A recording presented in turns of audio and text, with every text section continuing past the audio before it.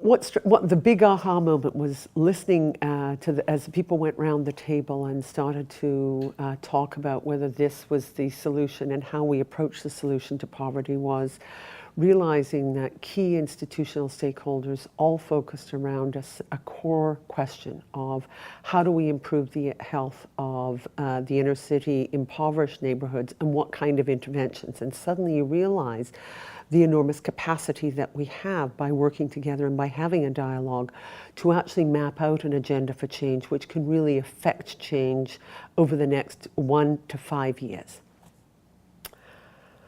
I guess I see that answer as having question having two different answers. One of them, what do we need to do? And I think if I was to distill the big areas that came out of the discussion today, big ones were how do we kind of address the issues of the broader determinants of health related to poverty concentrated in neighborhoods, is employment, tackling mental health issues, and tackling housing issues. That those three issues have such enormous spin-offs in terms of people's lives, their capacity to engage in society, their capacity to be active citizens who can make choices for themselves. Those become three of the critical links. If I think about who acts and what do we do, I think each of the institutions,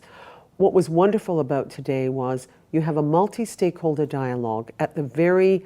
kind of leadership level, and you start to identify the synergies, the collaboration points, where we could pool our resources around our own areas of expertise, but coming up with new types of solutions. Some of them very much on the micro, so very much a kind of intervention now for addressing a particular problem, but also a bigger intervention around what are the big questions, how do we map out a big strategy so that by 2015, Hamilton looks like a different community, a healthier community in which some of the problems of poverty concentrated in inner city neighborhoods have been addressed.